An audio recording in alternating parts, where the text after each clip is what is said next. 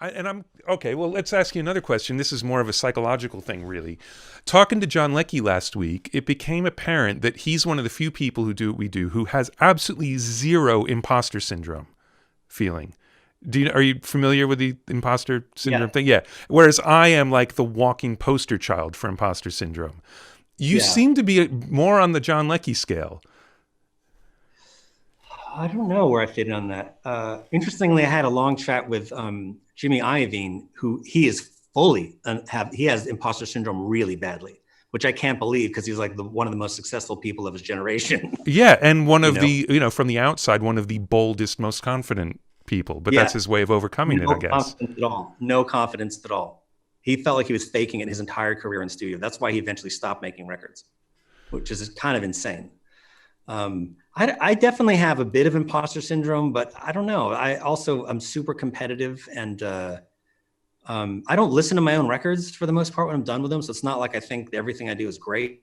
Most of the time I think that what I do, when I hear it a year or two later, I hear things I could improve. There's a few examples of things that I've worked on where I don't feel that way about. But usually I feel like there's something with hindsight I wish I could have changed. I mean, Leckie must not feel that way at all. I mean, well, I don't know. Leckie, so. I don't know that he doesn't feel that way about it, but he just is never he's never worried about being found out. Whereas I'm constantly worried about being found out. Maybe if you come up through Abbey Road in those days, you give you a different sort of confidence, Yeah, I guess so. I mean, it was a very different era, but I mean, yeah, just to, whatever. It's an interesting thing. And it's also interesting how at first you would think like, oh, well, maybe having that is what drives people and whatever. But there's no like, this is what's going to make you good. There's just a weird raw talent that has nothing to do with anything else that's going on inside of a person. That is whether they're good at making records or not. And it doesn't have anything to do with gear. It doesn't have anything to do with their own opinion of themselves. But it does, I think one of the consistent things is the pushing yourself. And if you're pushing yourself just so you don't get found out, or you're pushing yourself just for the art, or it doesn't matter why you're doing it, but it is that you're pushing yourself. Part of it for me is that whatever genre of music I'm working on is almost never the genre of music I'm listening to. And so I'm always being inspired by something that I'm not doing. And I'm always thinking of like, how am I going to get some of that happening with whatever the album is that I'm working on? And most of the artists that I've worked with over the years expect that, I sat out production on a couple of Muse albums, and I got back in the saddle with them on this most recent album. And Matt and I had dinner, and he said that I'm a disruptor. He said that I go and disrupt everything that the band is doing. And he said, and he thinks it's in a good way. I happen to disrupt them in a way that works for them, most of the time or whenever we do it. I don't necessarily feel that I'm a disruptor, although I have done that occasionally, like really fucked up someone's flow because I'm trying to get at something, Right. There's a UK band, Biffy Clyro. I did the new album, which is going to come out soon. It's great. Everybody buy it. And the previous album, Ellipsis, when we started that album, the first day we worked on a track called Wolves of Winter, which ended up being the first song on the album. And I had just gotten the Fairlight. So I just wanted to use the Fairlight on everything because it's the new shiny piece of equipment in the room. Fairlight is like a really interesting 80s sampling keyboard. Thomas Dolby, if anyone wants to hear a Fairlight. Well, and Peter Gabriel.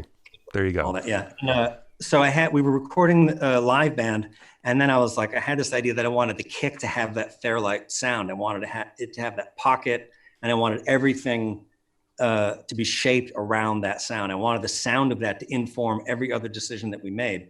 So after I got a take of the drums, we edited it together. We made a MIDI track of the kick drum, triggered the Fairlight, and I had him go back in and replay the drums without playing the kick drum. Oh, and because I wanted to be able to crank the room mics, I had him not play the cymbals. So Ben's out there and he's got he can't use his kick drum and he can't use his cymbals. And this is the first day in the room with me. And he's just like, what the fuck is going on? You know what I mean? But it came out great, and then the whole middle section, the song kind of breaks down for the chorus. That's all Fairlight programming. And that wouldn't have sounded the same if we were using Ableton or something like that. It has an aesthetic and informs every other decision that you're making. It's not the quickest way to make albums. But obviously for some reason that, I've never been accused of making an album too quickly. Well, I don't think anybody has really, but But it's really interesting how you'll take a band. I mean, and Biffy, I mean, they're a heavy band, and I don't know their catalog that well, but I don't think anyone would say they're a super experimental proggy heavy band. They're just a heavy band. So they that's have some side to them for sure. Yeah, they are interested in some weird shit for sure. right. But sonically, not so much. They're definitely more about like salt of the earth. Yeah. But so to go down that road on day one is like, it's bold. And I'm sure it didn't even occur if you weren't thinking like, I'm going to show them what I'm about. Just like, oh, it's this song and I want this. And I didn't even cross my mind. I had lunch last winter with Frank Turner, who's another UK artist that I've worked with. And he was talking about the process of working with me. Now his album, that was the quickest production I'd made in, I don't know, 15, 20 years. We recorded the whole thing in I think 4 or 5 weeks. And he said that I spent a day and a half listening to cymbals because they hated all the cymbals that they brought with them. And so we rented a bunch and I spent a day and a half I don't remember that, but it doesn't surprise me. See, that's the good part about your brain is it blacked it out for you. But that's amazing. Out of 28 days. Didn't black it up Frank's memory, unfortunately. No, but I love out of what a 31-day project, a day and a half of that cymbals. I just hate cymbals. I just hate them. Well, Well, when you get them right, they sound really good. But if you get them wrong, it's just a fucking white noise generator that obscures everything else you're trying to do. There's a great article that needed some proofreading, some weird typos in it though. But I think it was through the Grammy site, and it was about Peter Gabriel's 4th solo record. There's just a lot of people talking about it. But that was his thing going into that record when he met Steve Lillywhite. And they're like, so what's your vision for this record? No cymbals. That was it. And there is not a single cymbal. And Jerry Murata's talking about it and about how at first it really freaked him out. And then within about an hour, he'd kind of figured it out. And it wasn't we're going to cut the cymbals separate. It was, this record has to work with no cymbals. And they're a real crutch, man. I mean, I will fly crash cymbal samples into mixes when I cannot get the downbeat of a section to work. Like, I know what'll do it.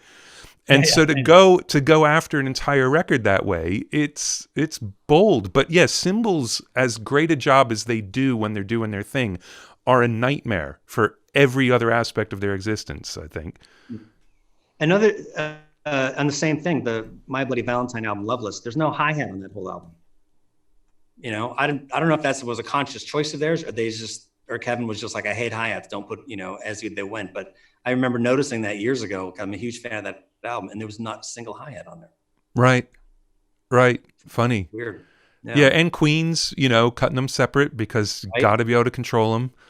Yeah. But then there are a million bands that will cut the drums separate that way, but it takes a special kind of drummer to be able to do it too. Like you don't do that, so then you edit everything. It's yeah. Okay, I got a couple more things on my list just of specifics, but I'd also, right now, you said there are a couple records where you wouldn't change anything, and I'm just curious what those are. What are the records you've done that you really think like, yep, those are great? Like you had asked me to put together a playlist of things that I liked. Yeah, which Mark will post for everybody. Those playlists have been really cool to have a look at.